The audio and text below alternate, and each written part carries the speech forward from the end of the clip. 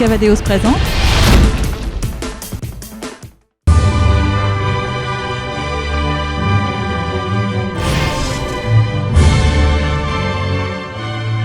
Bonjour à tous et bienvenue dans ce tour d'honneur spécial JO numéro 9. Un tour d'honneur où on va évidemment revenir sur la journée d'hier avec la première manche de la Coupe des Nations de saut d'obstacle. Une journée maussade pour les Bleus puisque vous le savez, la France ne s'est pas qualifiée pour la deuxième manche de la Coupe des Nations. La France ne jouera donc pas une médaille. L'objectif qui était fixé ne sera donc pas atteint. Et pour en parler, eh bien, j'ai à côté de moi Pascal Dubois, bonjour. Bonjour. Et Xavier Librest, bonjour Xavier. Bonjour. Alors, messieurs, vous avez tous les deux évidemment suivi de très près cette première manche de la Coupe des Nations. Pascal Dubois, la première question évidemment est pour vous. L'objectif que vous avez fixé avant d'arriver ici n'est donc pas atteint. Je ne serais pas de votre avis. Vous allez un peu vite en besogne. Il n'est pas atteint. Il y a une épreuve demain, il y a trois cavaliers qualifiés. Il y a, après une épreuve individuelle où on met tous les compteurs à zéro. Donc aujourd'hui, dire que l'objectif n'est pas atteint, c'est que vous condamnez définitivement ces trois cavaliers à faire beaucoup de fautes demain. Je trouve que ce n'est pas la réalité des choses. L'objectif c'était quand même de venir pour faire une médaille par équipe. De faire une médaille, c'est vous qui avez rajouté par équipe. Vous pouvez reprendre toutes mes déclarations. Je pense qu'il n'y a jamais eu le mot d'équipe de marquer. En tout cas, les cavaliers venaient pour ça aussi, nous l'ont dit avant. Les cavaliers, vous posez la question à moi, je vous réponds d'une façon sincère. On a toujours dit que ce qu'ils nous voulaient, c'était une médaille. Voilà, donc aujourd'hui, il faut qu'on se remotive. C'est sûr que c'est Après, c'est une déception, bien sûr, puisque les résultats jusque-là et la montée en puissance et ce qu'on avait essayé de mettre en place était plutôt bénéfique ces dernières semaines. Donc, que ce soit une déception, oui, que l'objectif ne soit pas atteint, vous allez un peu vite. Bon alors c'est vrai que trois cavaliers sont toujours qualifiés pour l'instant en tout cas, pour la deuxième manche par équipe qui servira encore de qualification pour les finales individuelles. Donc il y a Kevin Stott qui est pour l'instant à 4 points, Simon Delestre qui est pour l'instant à 6 et Olivier Guillon à 8. Pénélope Leprévost, elle, malheureusement est déjà éliminée puisqu'elle totalise 9 points après les deux premiers parcours. Xavier, votre avis général sur les performances des Français, sur les prestations en tout cas des Français? On n'a pas encore de sans faute dans cette Coupe des Nations. C'est exactement ce que j'ai envie de dire, Mehdi, c'est que bon, on est sorti, c'est décevant. C'est aussi décevant qu'après ce qui nous est arrivé en concours complet, donc on ne peut pas être guilleré. Je veux dire, ils ont encore effectivement un mince espoir de coller peut-être au podium en individuel. Maintenant, il faut savoir que le podium individuel, il va être excessivement disputé et qu'il y a aujourd'hui, là ce matin, cet après-midi, il y a en tout cas 12 cavaliers qui sont vraiment très proches et qui ne vont pas se laisser embourber d'ici là. Non, ce qui est surtout, moi ce qui me frappe, c'est qu'on n'est pas sorti un sans faute. On ne sort pas un sans faute. Il y a 8 équipes qui en sortent un. Je veux dire, bon, et ça s'est quand même vérifié quasi tout au long de la saison, sauf par miracle avec Aix-la-Chapelle. Ça allait quand même mieux, ça allait mieux sur la fin, milieu de saison. Mais dès le début de saison, on l'a remarqué ça quand même. Et voilà, et on traîne ça, et une équipe qui ne sort pas de sans faute sur 4 cavaliers. Alors bien sûr, il y a eu l'incident avec Simon, je veux dire, cette reine qui lâche. Mais malgré tout, Pénélope, on en attendait un, Kevin, on pouvait en espérer un, et voilà, jusqu'au dernier, enfin. Voilà, c'est ça ce qui me gêne, moi. Ça, c'est clair qu'on n'a pas été capable de sortir un sans faute. Il faut qu'on cherche les raisons, il faut qu'on discute avec les cavaliers. Aujourd'hui, notre volonté, c'est plus de les remotiver pour cette finale individuelle qui est quand même spécifique, puisqu'on remet les compteurs à zéro. Donc même les 12 cavaliers dont parle Xavier, qui sont pour l'instant à zéro, 12 cavaliers pour l'instant à zéro. Il suffit de passer dans les 35 et après on part tous à zéro. Donc c'est quand même un format très spécifique au jeu qui n'a rien à voir avec les formats championnat d'Europe et championnat du monde. Donc ça laisse plus de portes ouvertes et la motivation pour demain peut être forte pour être dans ces 35. Voilà. Après, effectivement, on n'a pas sorti de sans faute. Je serais moins dur que Xavier par rapport au début d'année, parce que bon, la bowl, c'était une preuve un peu spéciale. Après, on a commencé à mettre les chevaux en route, et quand on a sorti les chevaux qui étaient pressentis, il y a eu quand même des sans faute, pas que Aix-la-Chapelle, et puis on en a fait d'autres avec des nouveaux chevaux. Donc on n'est pas, c'est pas aussi catégorique que ça. Après cette première manche, vous dites, on remotive les troupes, parce que là, bon, c'est pas fini. Mais ça veut dire, est-ce que vous en avez quand même déjà parlé un peu avec les cavaliers? Oui, comment est-ce que vous les expliquez ces fautes-là? On a un peu parlé des fautes, on a surtout parlé de comment on allait se repréparer pour demain. Parce que là, aujourd'hui, faire un débriefing comme ça, à chaud. Mais c'est peut-être important de faire un débriefing pour continuer. Je ne vous dis pas qu'on en a. Non, mais un profond, pour vous donner des raisons, aujourd'hui, là, on en a fait bien sûr un pour analyser un peu les choses. On va faire une analyse aussi sur vidéo pour analyser les choses, mais surtout on est dans la motivation et de voir comment on gère le demain matin, comment on travaille les chevaux demain matin, comment on se prépare à l'épreuve demain matin à 14h et comment on fonctionne. Et bien sûr, on va le faire ce débriefing. On a fait un là, c'est pour ça d'où Mais vous vous êtes dit quoi attendu. vous vous êtes dit quoi alors? Je pense que là vous posez une question à laquelle vous n'aurez pas souvent de réponse. Je pense que des choses qui sont internes à une équipe, aujourd'hui, entre deux manches et que ça sorte, je ne vais pas faire ce que font les footeux ou ce que font les trucs dans les vestiaires et tout ça. Je pense que si les gars se livrent là avec les 4 avec nous, comme ça, en milieu très serré, c'est pas pour ce soir regarder Cavadeos et avoir ça. Et je pense que vous pouvez le comprendre et c'est facile à comprendre. Après, j'ai une question idiote, Pascal. L'histoire de la reine qui casse. Alors, oui, je pense que je voulais en parler. La reine qui casse, je pense que certaines.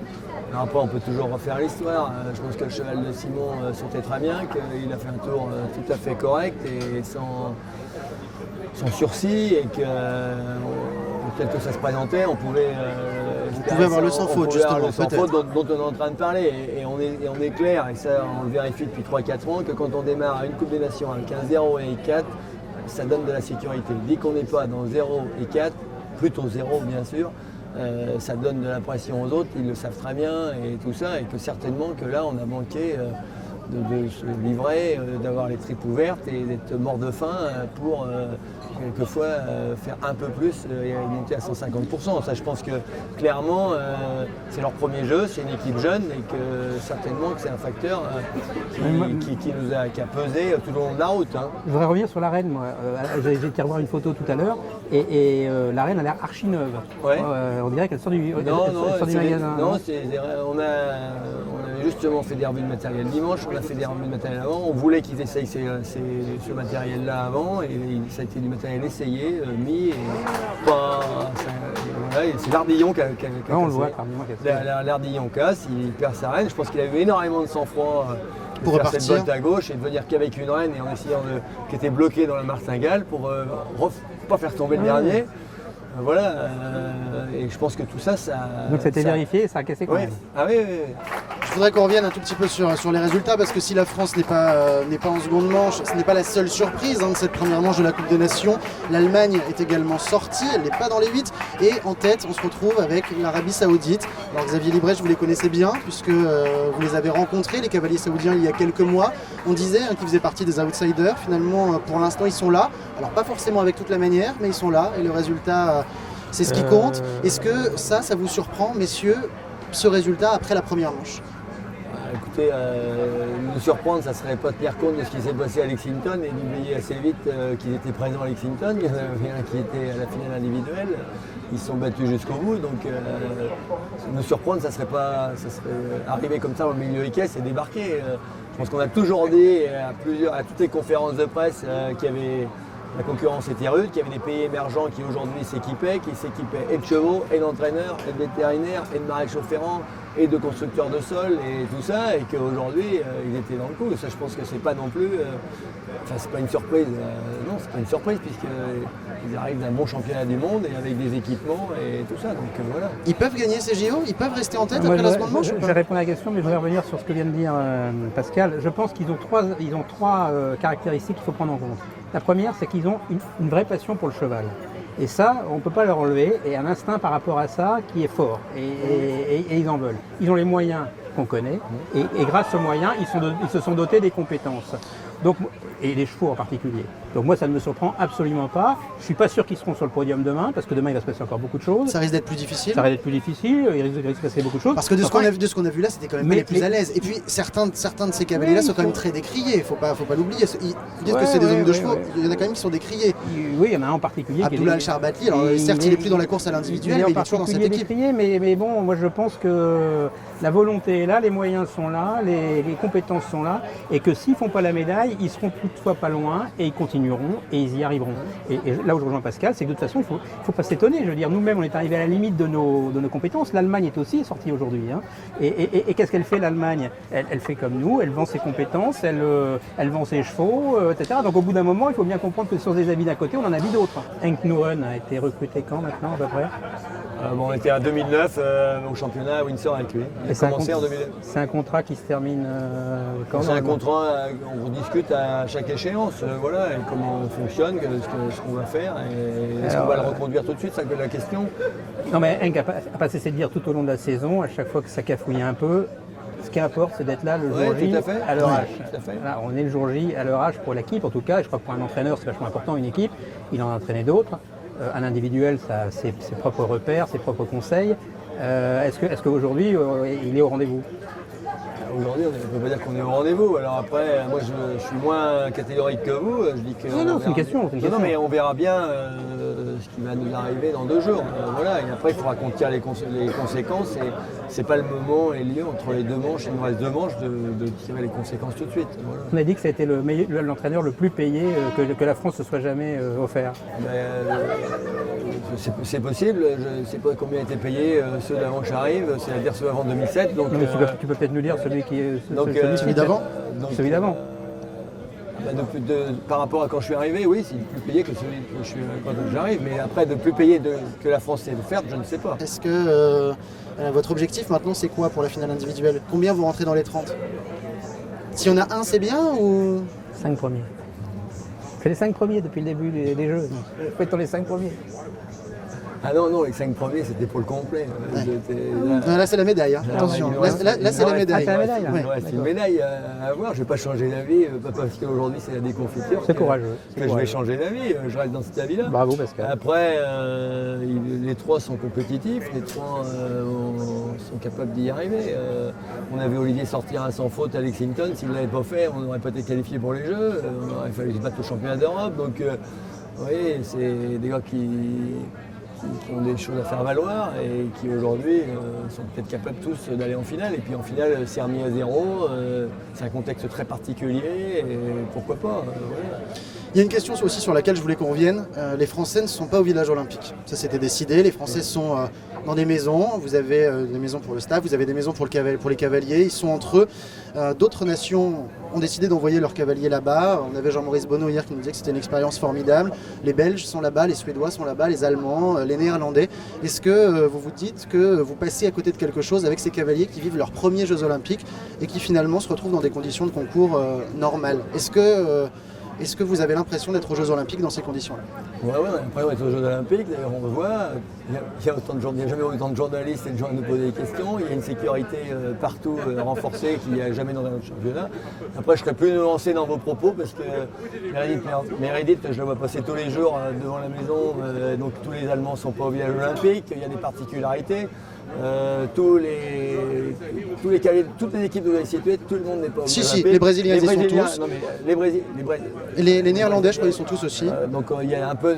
Bon, il faut être plus nuancé. Les Belges aussi, je crois, Philippe Gardin nous l'a dit. Alors, parce que si les Brésiliens ils sont avec Jean-Maurice Bonneau comme entraîneur, il avait fait exactement l'inverse à l'époque où il était capitaine de l'équipe de France, puisque à Athènes, je pense que j'ai jamais vu une équipe aussi protégée. On disait même que c'était un cocon totalement impénétrable et qui a donné les résultats qu'on sait. Mais finalement, est-ce que le cocon est une bonne chose? C'est ça que j'ai envie de savoir. Non, mais là, c'était un choix que l'on assume. Après, chaque comité olympique a aussi, en fonction du sport, des attributions particulières. Donc, il faut remettre tout en perspective. Nous, on avait des attributions qui ne convenaient pas là-bas, dans le déroulement, dans la rotation, par rapport aux autres sports, par rapport aux cavaliers, par rapport aux autres sports engagés. Donc on a fait ce choix-là. Voilà. Après, c'est sûr qu'au débriefing, il faudra y réfléchir. On a fait le choix-là aussi pour la distance. Donc après, peut-être que c'est une raison de trop d'encadrement, trop de facilité, qui fait que les cavaliers n'ont pas assez faim, pas assez de dynamisme, pas assez d'envie, et peut-être que c'est une question qu'il faudra qu'on se pose, et qu'on se pose avec eux. Voilà. Mais bon, on attend la fin des Jeux pour se poser ces questions-là. C'est ça. Non mais c'est sûr, je pense que là aujourd'hui... Il n'y a plus de place au village olympique maintenant, on ne peut plus y retourner pour les jours qui restent. On peut plus y retourner, il fallait le faire avant, et puis il faut tenir compte des paramètres, la disponibilité des places aussi, ça c'est quand même assez important. Voilà. Un dernier mot, messieurs, pour clôturer ce petit débat. J'espère que Pascal a raison, que demain on fera aussi bien pour se qualifier pour l'individuel et qu'on égale peut-être le dernier record qui tient, c'est celui de Rocher M 96, en 96 à Atlanta. Voilà, dernière médaille. Bonne mémoire, on espère Pascal, franchement. Ouais, j'espère, on espère aussi, et puis on y croit aussi. Je veux dire, à un moment donné, il faut de toute façon être convaincu que ça va fonctionner. Après, c'est pas la méthode Coué. Je pense que techniquement, les chevaux sont prêts, qu'il y a eu du boulot de fait. Maintenant, il a peut-être manqué peut-être trop de facilité, un cocon, une chose, mais bon, il faut qu'on voit ça. Voilà. Maintenant, il faut repartir au combat, plus motivé que jamais.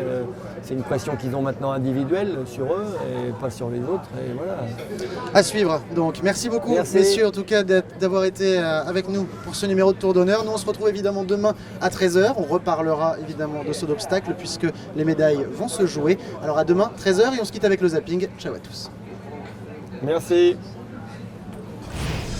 J'ai vu.